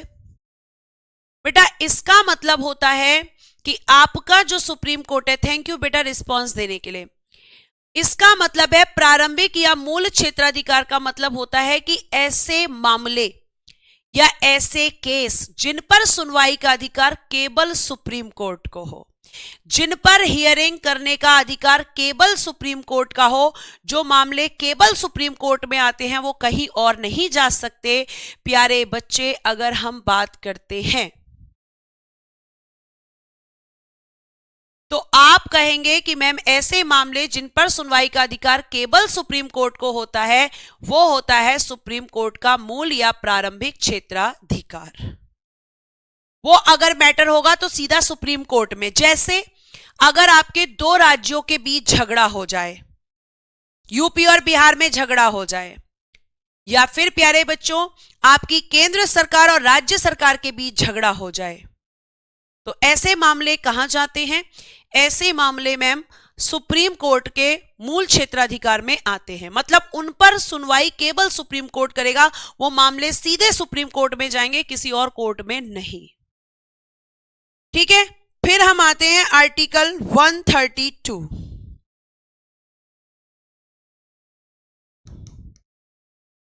और इसमें है कि हम क्या कर सकते हैं, सुप्रीम कोर्ट में संवैधानिक मामलों में अपील, संवैधानिक मामलों में अपील।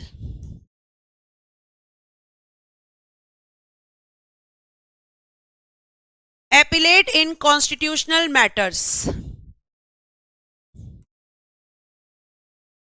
appellate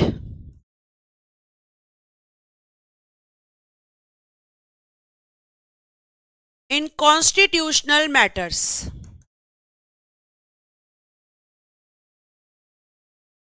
यानी कॉन्स्टिट्यूशनल मैटर्स के लिए सुप्रीम कोर्ट में अपील करना, याचिका देना।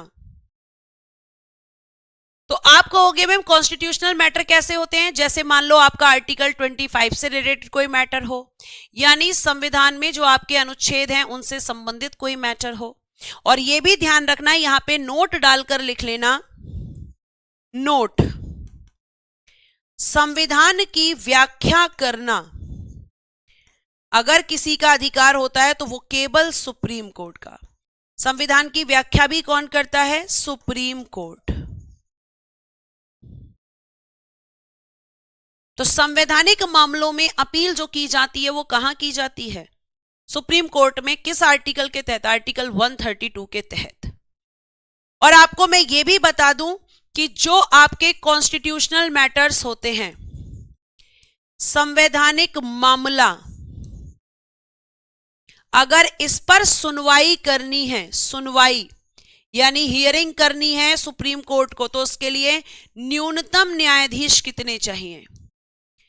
मिनिमम जज, ये क्वेश्चन एसएससी पूछ चुका है, तो उसके लिए मिनिमम जज होने चाहिए 3। कितने मिनिमम जज चाहिए बेटा? आप कहोगे मैम 5,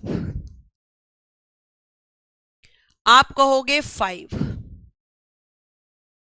5 जज कंपलसरी होते हैं, अगर 5 से कम होंगे तो कॉन्स्टिट्यूशनल मैटर पर सुनवाई नहीं होगी।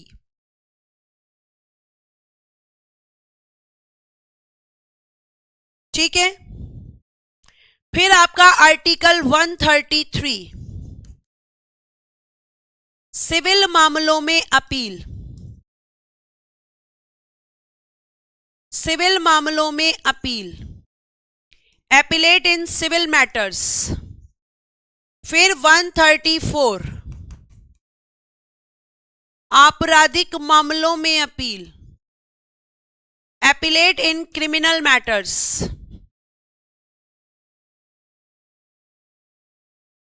Appellate in civil matters. Civil matters क्या होते हैं बता चुकी हूं, क्रिमिनल मैटर्स क्या हो चुके हैं बता चुकी हूं। Appellate in criminal matters.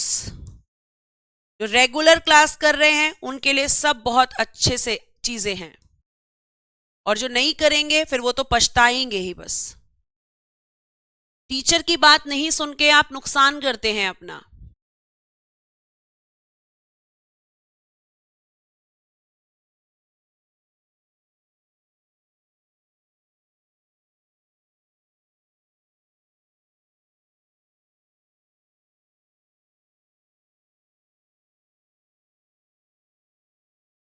फिर लिखिएगा आर्टिकल 137,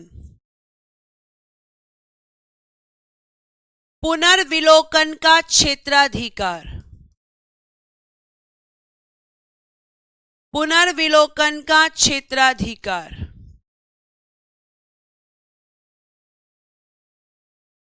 यानी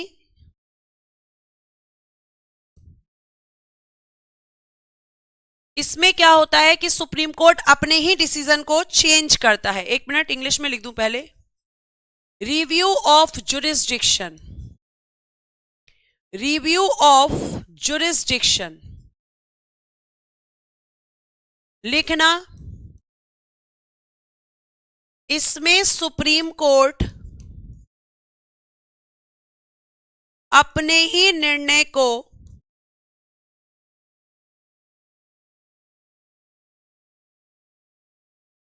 परिवर्तित करता है। मैम ऐसा कब हुआ है? कभी हुआ है, मैंने आपको बताया था। इसका एग्जाम्पल है बेरूबारी वाद 1960। और केशवानंद भारतीवाद 1973। बताओ इसमें क्या किया था सुप्रीम कोर्ट ने, देखते हैं कितने बच्चे बताएंगे। बताओ।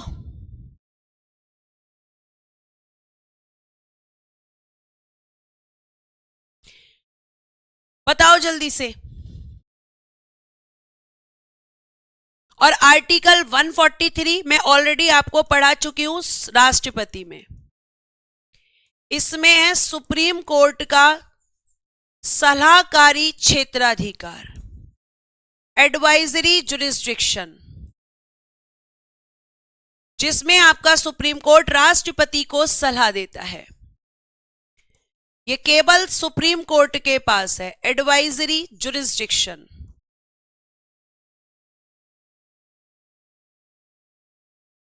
ठीक है, किसको सलाह देता है? राष्ट्रपति को सलाह देता है।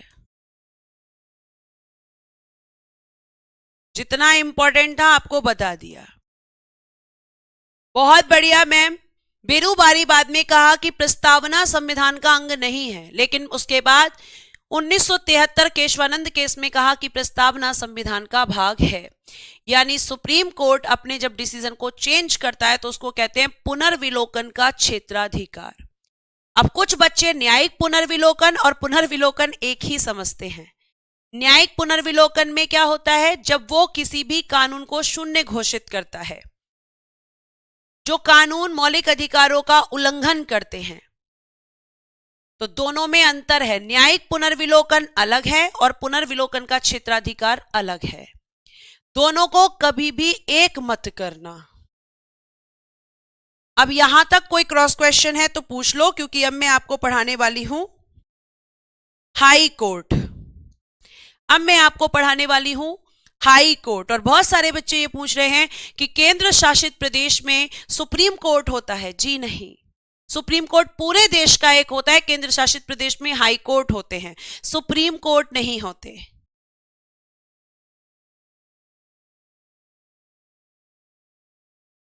ठीक है। नंदीप कौर जाकर डीपीएसपी पढ़िए, उसमें मैंने बताया कि सिविल मामले क्या होते हैं।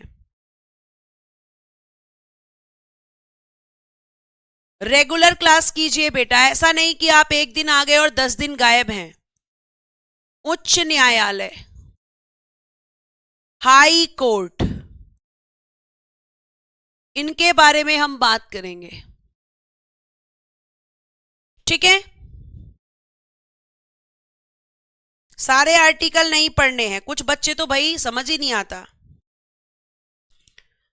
हाई कोर्ट बेटा कॉन्स्टिट्यूशन के पार्ट या भाग 6 में है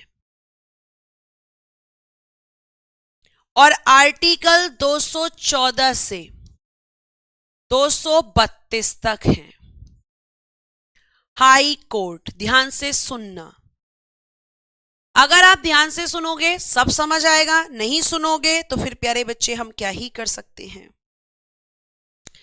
अब हम बात करते हैं कि जिस तरीके से पहली बार सुप्रीम कोर्ट की स्थापना कलकत्ता में हुई थी, तो उसी तरीके से पहली बार हाई कोर्ट की स्थापना कब हुई थी। ठीक है, तो आप कहेंगे कि मैम फर्स्ट हाई कोर्ट हमारा जो बना था भारत का, वो बना था 1862 में कोलकाता में। तो कोलकाता में ही आपका पहला सुप्रीम कोर्ट बना था और कोलकाता में ही आपका प्यारे बच्चे पहला हाई कोर्ट बना था। ठीक है, और 1862 में ही बेटा आपका बंबई में और मद्रास में भी बना था।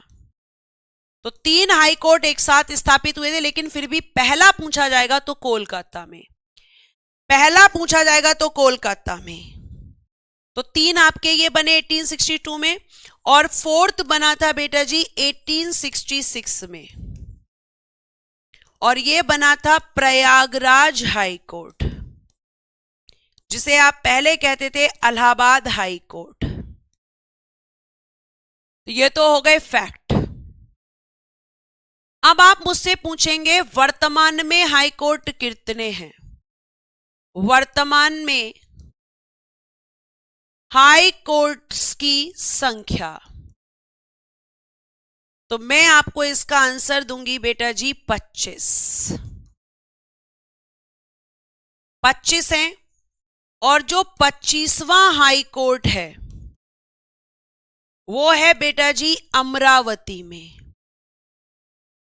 अमरावती कहां पर पड़ता है? आंध्र प्रदेश। तो आंध्र प्रदेश के अमरावती में आपके देश का 25वां हाई कोर्ट स्थापित किया गया है। और इस हाई कोर्ट ने जो कार्य प्रारंभ किया, अमरावती हाई कोर्ट ने कार्य प्रारंभ किया 1 जनवरी 2019। तो 2019 से आपके देश में हाई कोर्ट की संख्या कितनी है? 25।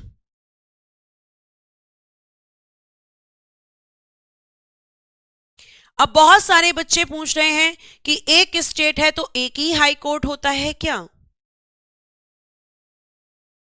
या ऐसा भी होता है कि 2 राज्यों का, केंद्र शासित प्रदेश का एक हाई कोर्ट भी हो सकता है, या केंद्र शासित प्रदेशों का भी अलग हाई कोर्ट होता है? तो सबका आंसर दूंगी। पहले आप मुझे बताओ, यहां तक लिख लिया? क्योंकि वो सारे आर्टिकल में एक साथ लिखूंगी तो आपको समझ में आएगा।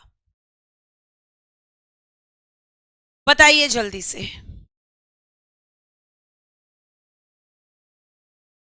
यहां तक कोई दिक्कत, कोई परेशानी? कि पहला हाई कोर्ट कलकत्ता में, फिर 1862 में बंबई और मद्रास में भी, 1866 में प्रयागराज में। वर्तमान में कितने हाई कोर्ट हैं? 25। कौन सा ऐसा हाई कोर्ट है जो 25वां है? तो अमरावती हाई कोर्ट। कहां पर है? आंध्र प्रदेश में। कब से कार्य करना शुरू किया? 1 जनवरी 2019 से। थैंक यू सो मच बच्चों, आप रिस्पॉन्स देते हैं, इसके लिए आपका सच में दिल से धन्यवाद। अब देखो, सबसे पहला आर्टिकल है आर्टिकल 214। ध्यान से समझना। आर्टिकल 214 कहता है कि एक हाई कोर्ट नहीं, एक राज्य के लिए क्या हो सकता है? एक राज्य का एक हाई कोर्ट।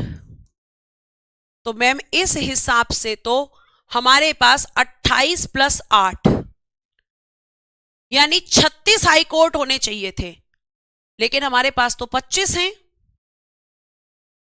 तो आप कहेंगे कि मैम एक राज्य है तो एक हाई कोर्ट होना चाहिए, ये किसमें कहा गया? आर्टिकल 214 में। लेकिन इस बात को आर्टिकल 231 ने कहा कि ठहर जाओ ठहर जाओ ठहर जाओ। उसने कहा कि 2 या 2 से अधिक राज्यों और केंद्र शासित प्रदेश यानी कि यूटी और केंद्र शासित प्रदेश यानी कि यूटी, इनके लिए एक हाई कोर्ट हो सकता है। एक हाई कोर्ट हो सकता है। तो आर्टिकल 214 की बात को आगे किसने बढ़ाया? 231 ने। क्या ऐसे हाई कोर्ट हैं मैम? हाँ बेटा, ऐसे हाई कोर्ट हैं जो आपके 2 राज्य या एक केंद्र शासित प्रदेश या एक राज्य एक केंद्र शासित प्रदेश का कॉमन हाई कोर्ट है। फिर हमारा क्वेश्चन है कि क्या कोई ऐसा केंद्र शासित प्रदेश है जिसका खुद का सेपरेट हाई कोर्ट है, या फिर केंद्र शासित प्रदेशों के लिए सेपरेट हाई कोर्ट बन सकता है या नहीं बन सकता है? ठीक है, तो आपका आर्टिकल 214 कहता है कि एक राज्य है तो एक हाई कोर्ट, लेकिन आपका आर्टिकल 231 कहता है कि जरूरी नहीं कि एक राज्य के लिए एक ही हाई कोर्ट होगा। 2 राज्य एक केंद्र शासित प्रदेश है, एक राज्य एक केंद्र शासित प्रदेश, इनके कॉमन हाई कोर्ट भी हो सकते हैं। ठीक है, और एक फिर यहां पे आर्टिकल आता है आपका केंद्र शासित प्रदेशों के लिए, और वो है आर्टिकल 241। तो ये कहता है कि जो केंद्र शासित प्रदेश है इसका पृथक उच्च न्यायालय हो सकता है। केंद्र शासित प्रदेश यानी कि यूटी, इसका क्या हो सकता है? पृथक हाई कोर्ट की स्थापना। पृथक हाई कोर्ट की स्थापना। पृथक का मतलब होता है सेपरेट हाई कोर्ट भी बन सकता है केंद्र शासित प्रदेश के लिए। और आपको मैं बता दूं, इसका एग्जाम्पल है Delhi high court. Delhi high court, Delhi high court. तो दिल्ली क्या है? एक केंद्र शासित प्रदेश है और इसका सेपरेट हाई कोर्ट है। और दिल्ली हाई कोर्ट की स्थापना कब हुई थी? स्थापना 1966 में। और मैं आपको यह भी बता दूं कि हाई कोर्ट की स्थापना संसद द्वारा की जाती है। हाई कोर्ट की स्थापना कौन करता है? तो आप कहोगे संसद द्वारा। राज्य का सेपरेट हाई कोर्ट हो सकता है 214, केंद्र शासित प्रदेश का सेपरेट हाई कोर्ट हो सकता है 241 और कॉमन हाई कोर्ट भी हो सकता है 231।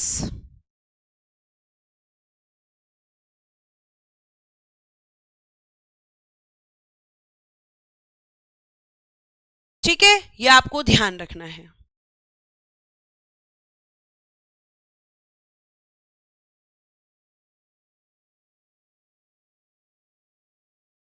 अब आता है उच्च न्यायालय का गठन कैसे होता है। आर्टिकल 216, उच्च न्यायालय का गठन।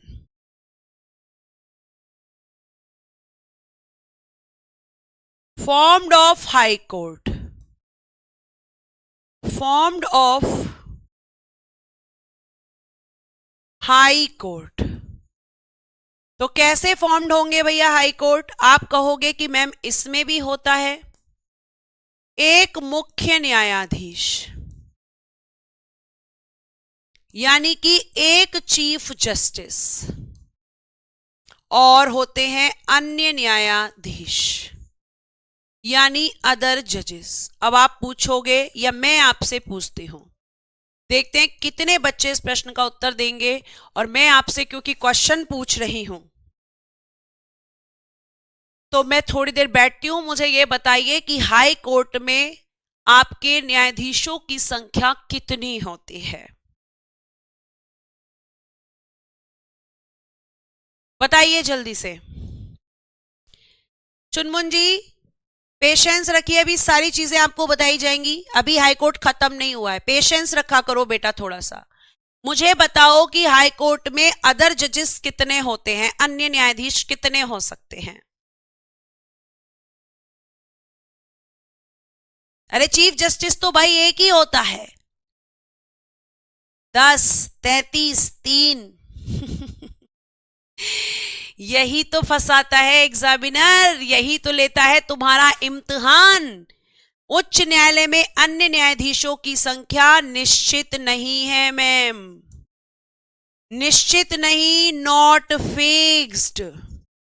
क्यों मैम? क्योंकि हर एक राज्य में अलग काम होता है। हर एक राज्य में, किसी राज्य में काम ज्यादा है, किसी में कम है। तो जिसमें ज्यादा है वहां पर जजेस ज्यादा, जहां पे काम कम है वहां पर जजेस कम।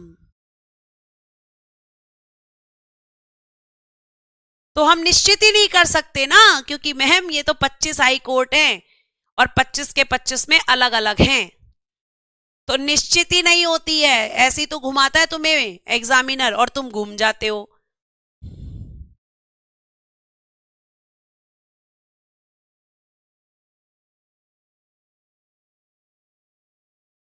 आ गई बात समझ में?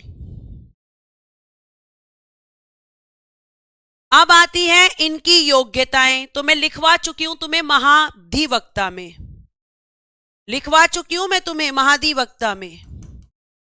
आर्टिकल 217 का सब क्लॉज 2 क्वालिफिकेशंस, योग्यताएं कहां लिखवाई थी? महाधिवक्ता में, लेकिन याद ही नहीं होंगी क्योंकि रिवीजन ही नहीं किया। भारत का नागरिक, ये कंपलसरी है, सिटीजन ऑफ इंडिया।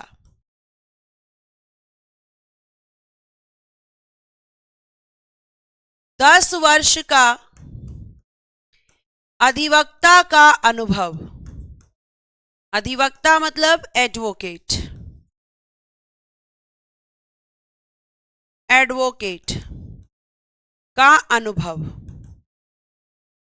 कहां पर? तो बेटा जी हाई कोर्ट में। हाई कोर्ट में। अगर ये नहीं है तो, ये नहीं है तो 10 वर्ष तक किसी भी न्यायिक पद को धारण किया हो। किसी भी न्यायिक पद मतलब जुडिशियल ऑफिसर की पोस्ट, जुडिशियल ऑफिस। किसी न्यायिक पद को धारण किया हो या ग्रहण किया हो, इनमें से कोई एक होना चाहिए। और ये मैं ऑलरेडी आपको सब समझा चुकी हूं, बल्कि मुझे लिखना भी नहीं चाहिए। हां बेटा, चीफ जस्टिस एक ही होता है।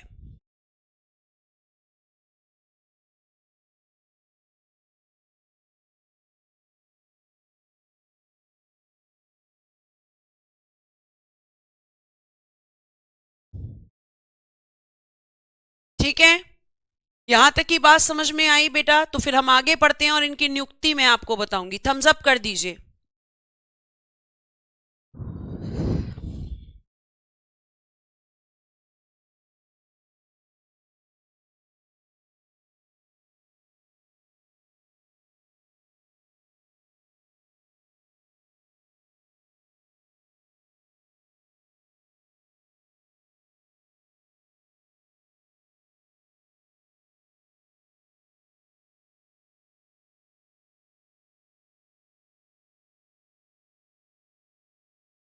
चलिए, बहुत बढ़िया। एक बच्चे ने अभी मुझसे क्वेश्चन किया है कि सबसे ज्यादा न्यायाधीश किस हाई कोर्ट में है। मैं इधर लिख देती हूं, सबसे ज्यादा न्यायाधीश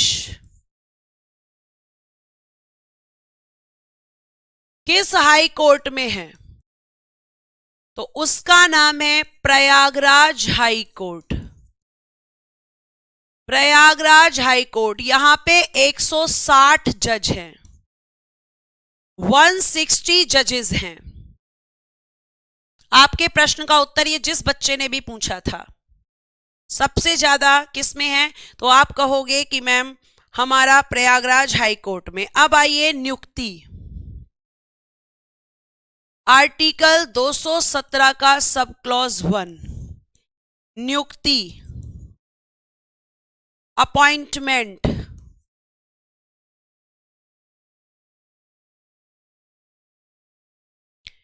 चीफ जस्टिस और अन्य न्यायाधीश, इन सबकी नियुक्ति की जाती है राष्ट्रपति द्वारा।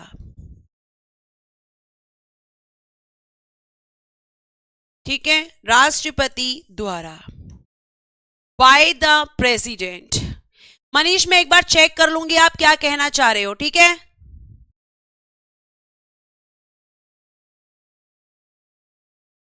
अभी फिलहाल पढ़ लो।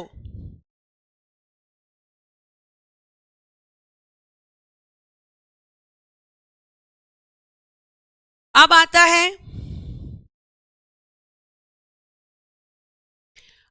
है article 223,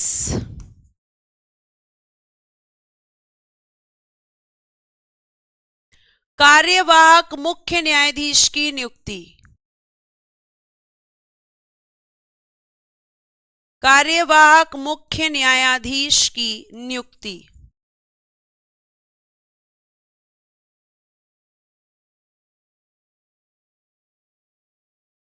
appointment of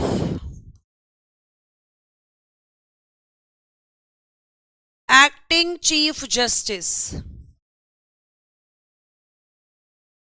appointment of acting chief justice कहां से आते हैं ये?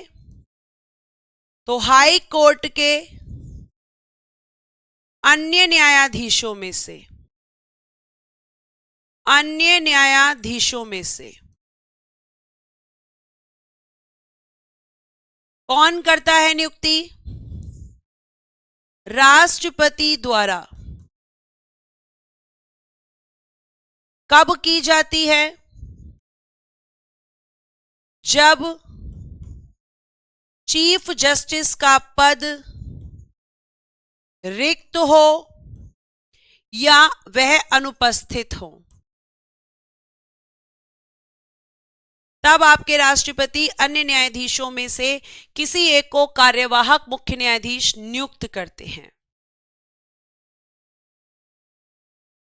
ठीक है, अब ये तो तुम्हें क्लियर ही हो चुका है कि कार्यवाहक व्यक्ति कब आता है, जब मेन व्यक्ति एब्सेंट होता है या उसकी पोस्ट वैकेंट होती है। वेरी गुड, नितेश ने लिखा है मुख्य न्यायाधीश का पद रिक्त होने पर या फिर उसके अनुपस्थित होने पर। अब बेटा, जिस तरीके से आपके सुप्रीम कोर्ट में एडहॉक जजेस होते हैं, ऐसे ही आर्टिकल 224 के तहत यहां पर नियुक्त किए जाते हैं अपर न्यायाधीश। अपर न्यायाधीश, अपर न्यायाधीशों की नियुक्ति, और ये केवल हाई कोर्ट में ही अपॉइंट होते हैं। अपॉइंटमेंट ऑफ एडिशनल जजेस,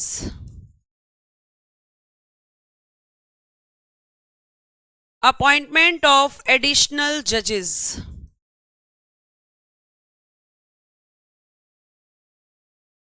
एडिशनल जजेस,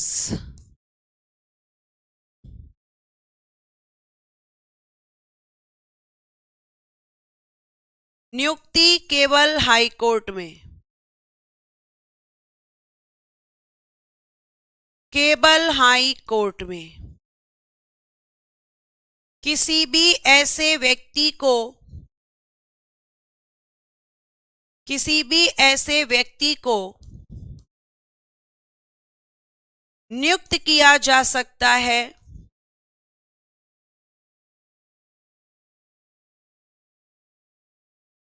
जिसके पास हाई कोर्ट का जज बनने की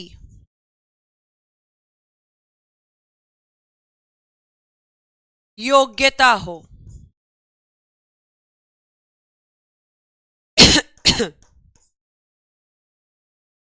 अब नियुक्ति कौन करता है और क्यों की जाती है? पहले तो हम बात करते हैं नियुक्ति क्यों। तो लिखना, किसी हाई कोर्ट के कार्यों में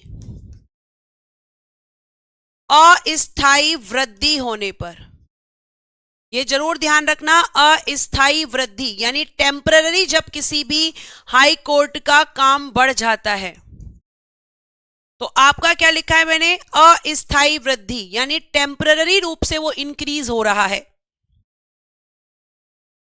ये आपको ध्यान रखना है। तो आप कहेंगे कि मैम अस्थायी वृद्धि मतलब अचानक से जब किसी हाई कोर्ट में काम बढ़ जाए और वो काम कुछ समय के लिए बढ़ा है, परमानेंट नहीं बढ़ा, क्योंकि अगर परमानेंट बढ़ेगा तो फिर परमानेंट जजेस अपॉइंट होंगे, लेकिन अस्थायी वृद्धि, तो उस काम को निपटाने के लिए आपके आते हैं एडहॉक जजेस, सॉरी आपके आते हैं एडिशनल जजेस, आपके आते हैं यहां पर अपर न्यायाधीश। ठीक है, और नियुक्ति कौन करता है इनकी, तो नियुक्ति इनकी राष्ट्रपति द्वारा। नियुक्ति कहां से कौन करता है, राष्ट्रपति द्वारा। और किसको बनाया जाता है आपका जो है एडिशनल जजेस, तो मैम ऐसा कोई भी व्यक्ति जिसके पास में हाई कोर्ट का जज बनने की योग्यता होती है उसको बना सकते हैं आपके राष्ट्रपति यहां पर एडिशनल जजेस। और ये जो एडिशनल जजेस होते हैं इनका जो कार्यकाल होता है, इनका जो टेन्योर होता है वो मैक्सिमम 2 इयर्स होता है। कितना होता है, 2 वर्ष, इससे ज्यादा नहीं हो सकता। इससे ज्यादा अगर काम में लगातार वृद्धि है तो इसका मतलब अब परमानेंट जजेस को अपॉइंट करने की जरूरत है। 2 वर्ष के लिए मैक्सिमम टेन्योर इनका होता है आपके एडिशनल जजेस का।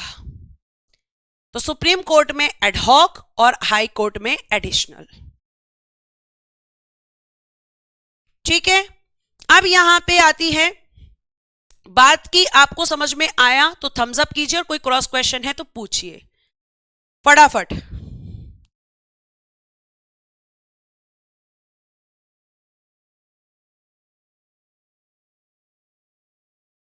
जल्दी से, फटाफट से। वैष्णवी जी, हाई कोर्ट एक नहीं है। जो आप पूछ रही हैं कि वर्तमान में सीजे कौन है हाई कोर्ट का, हर हाई कोर्ट का अलग चीफ जस्टिस है, ठीक है। एक सीजे थोड़ी होगा यहां पर। जितने हाई कोर्ट होंगे वहां पे एक चीफ जस्टिस होगा। जैसे यूपी में एक है, बिहार में एक है, ऐसे। अब आइए यहां पर नेक्स्ट हम बात करते हैं आपके इसमें आपका इनका हाँ, न्यायाधीशों का कार्यकाल। जो आपके न्यायाधीश होते हैं उनका कार्यकाल लिखना 62 वर्ष की आयु, 62 वर्ष की आयु। फिर त्यागपत्र किसको देंगे? राष्ट्रपति को। फिर हटाने की प्रक्रिया, तो देखना मैं यहां पे क्या लिख रही हूं। सुप्रीम कोर्ट के न्यायाधीशों की तरह, जो हमने सुप्रीम कोर्ट में पढ़ा था वही लिख लेना। सुप्रीम कोर्ट के न्यायाधीशों की तरह संसद द्वारा, तो यहां पर भी संसद हटाती है 2/3 बहुमत से, आधार भी वही होता है। लोकसभा में प्रस्ताव लाएंगे 100 सदस्य, राज्यसभा में लाएंगे तो 50 सदस्य। जिनका टाइम हो गया है वो जा सकते हैं, मैंने पहले ही बोल दिया था, मैं रोक नहीं रही हूं आपको। आर्टिकल 219, इसमें है बेटा शपथ, यानी कि ओथ। और शपथ कौन दिलाता है? तो आप कहेंगे कि हाई कोर्ट के जो जज होते हैं उनको शपथ दिलाते हैं राज्यपाल, राष्ट्रपति नहीं, राज्यपाल। राज्यपाल द्वारा इनको शपथ दिलाई जाती है, ठीक है। फिर आता है आर्टिकल 221, इनका वेतन, सैलरी। यहां 2 पॉइंट हैं और एक होती है पेंशन। तो आपके सुप्रीम कोर्ट के जज को या चीफ जस्टिस को जो सैलरी दी जाती है या पेंशन दी जाती है भारत की संचित निधि से, लेकिन यहां ध्यान से सुनना, सैलरी इनको मिलती है राज्य की संचित निधि से, यानी कंसोलिडेटेड फंड ऑफ स्टेट से। पर बेटा इनको पेंशन मिलती है भारत की संचित निधि से। और ये बहुत ही ट्विस्ट होने वाला क्वेश्चन है, बच्चा यहां पे कंफ्यूज हो जाता है कि पेंशन मिल रही है, राज्य में है तो राज्य की, लेकिन भारत की संचित निधि से। अब वेतन कितना होता है? तो चीफ जस्टिस का होता है 2,50,000 रुपए पर मंथ, ठीक है। और आपके अदर जजेस का 2,25,000, 2,25,000 रुपए प्रति माह या पर मंथ। तो ये हो गया इनका वेतन।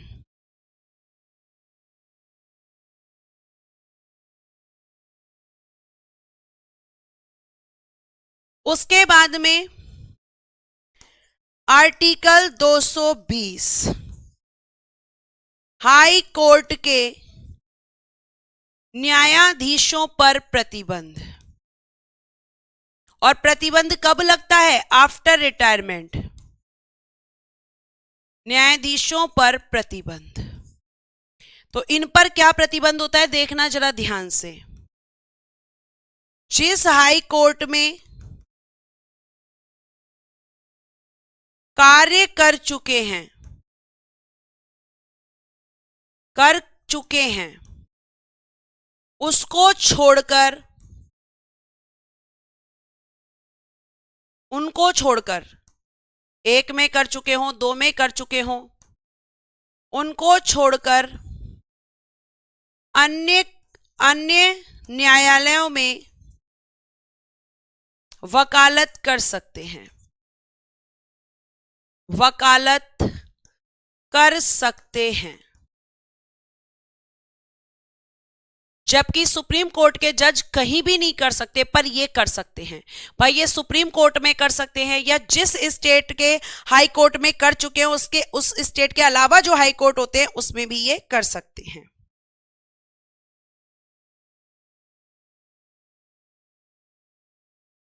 ठीक है, तो कौन कौन से कोर्ट में कर सकते हैं, तो आप यहां लिख सकते हो हाई कोर्ट में भी कर सकते हैं लेकिन उसको छोड़कर जिसमें, या फिर सुप्रीम कोर्ट में। और फिर है किसी प्राधिकारी के अधीन कार्य नहीं कर सकते, किसी प्राधिकारी के अधीन कार्य ये भी नहीं कर सकते, अधीन कार्य लिखना नहीं कर सकते, क्रॉस लगा देना। केवल कोर्ट में काम कर सकते हैं, किसी प्राधिकारी के अधीन नहीं कर सकते।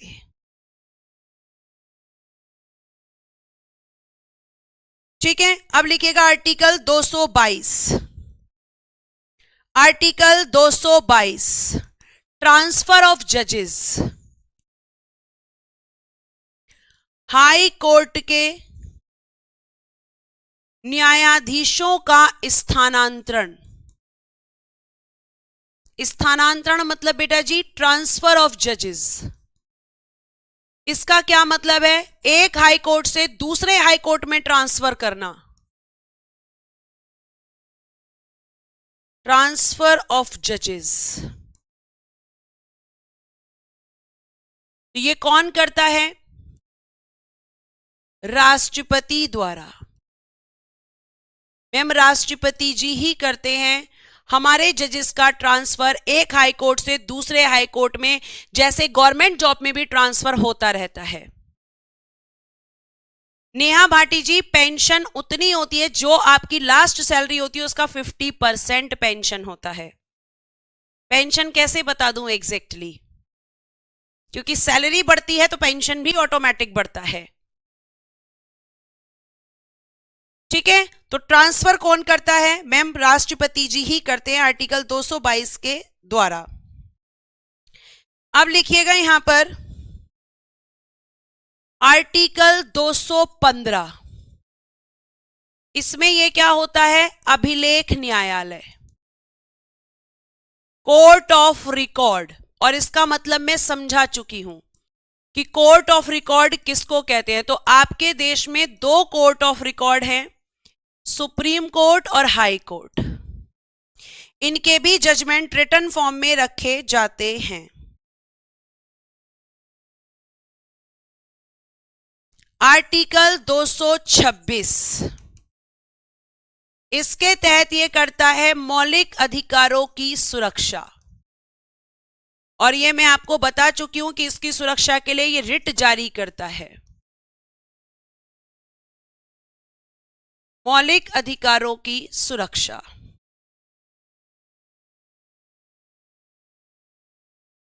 अब हमें क्या लिखना है, जरा सा काम बचा है हमारा, और वो काम है, देखो हेडिंग देना, ऐसे हाई कोर्ट जिन पर, ऐसे हाई कोर्ट जिन पर एक से अधिक राज्यों, ऐसे हाई कोर्ट जिन पर एक से अधिक राज्यों या केंद्र शासित प्रदेश का क्षेत्राधिकार है। यानी कॉमन हाई कोर्ट्स की लिस्ट बता रही हूं मैं आपको अब। तो वो कॉमन हाई कोर्ट कौन से हैं लिखिएगा।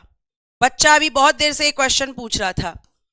पहले लिखना मुंबई हाई कोर्ट, इसमें आपका गोवा, दादर नागर हवेली एंड दमन द्वीप, और बेटा जी महाराष्ट्र। तो दो राज्यों और एक केंद्र शासित प्रदेश का एक कॉमन हाई कोर्ट बन गया मुंबई हाई कोर्ट, बताया था। दूसरा कोलकाता, वेस्ट बंगाल यानी पश्चिम बंगाल और Andaman and Nicobar island. Andaman and Nicobar island लिख लेना पूरा, अंडमान एंड निकोबार आइलैंड। तीसरा गुवाहाटी, गुवाहाटी हाई कोर्ट। असम, नागालैंड, असम, नागालैंड, अरुणाचल प्रदेश और मिजोरम, और मिजोरम, इन चारों राज्यों का एक ही हाई कोर्ट है, गुवाहाटी हाई कोर्ट। फिर केरल हाई कोर्ट। तो केरल हाई कोर्ट बेटा जी, केरल राज्य है और लक्षद्वीप जो कि एक केंद्र शासित प्रदेश है। उसके बाद में Punjab and Haryana, Punjab and Haryana high court. तो पंजाब, हरियाणा और चंडीगढ़,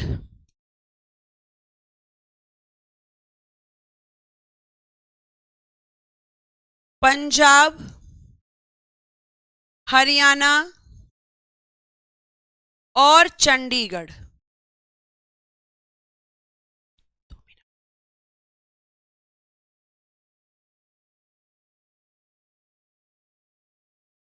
चेन्नई हाई कोर्ट। तो तमिलनाडु और बेटा जी पुदुचेरी। तो आपके 6 ऐसे हाई कोर्ट हैं जो कि कॉमन हाई कोर्ट्स हैं।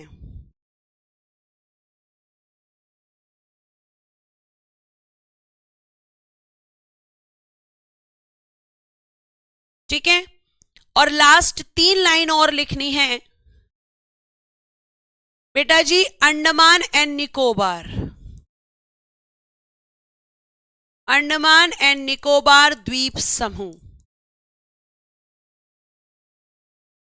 अब मैं आपको वो हाई कोर्ट बताने वाली हूं जो 2013 में स्थापित हुए थे। 2013 में स्थापित हाई कोर्ट, क्योंकि लेटेस्ट थे इसलिए। लिखना, मेघालय, मणिपुर और त्रिपुरा हाई कोर्ट। 23 मार्च 2013,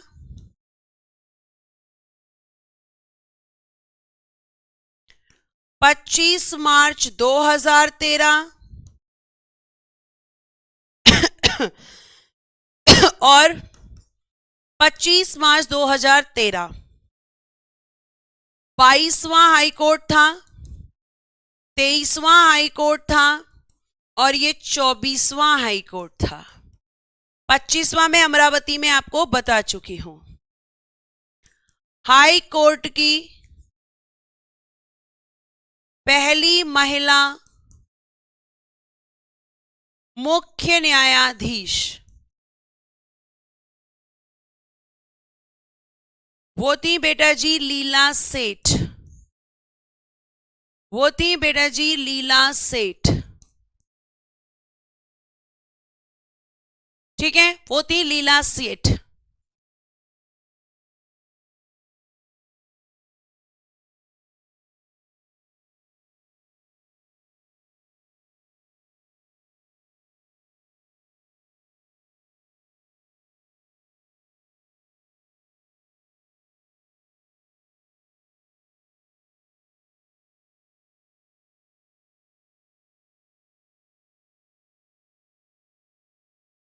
ठीक है, और फिर एक कि हाई कोर्ट की पहली महिला न्यायाधीश अन्ना चंडी।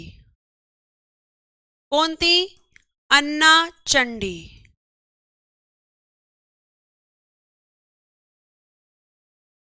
अन्ना चंडी।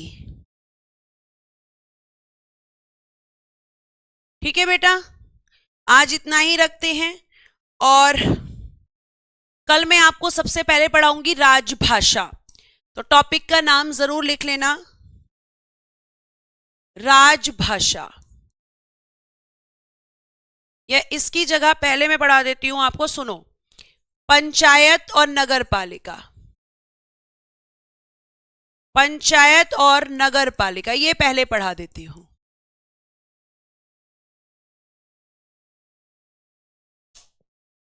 तो आज इतना ही रखते हैं। Thank you so much, bye bye, take care and good day everyone. जय हिंद, जय भारत। हंसते रहो, मुस्कुराते रहो और हमेशा खुश रहो। तुषार, आपके इस क्वेश्चन का आंसर बताऊंगी राजभाषा में। थैंक यू बच्चों।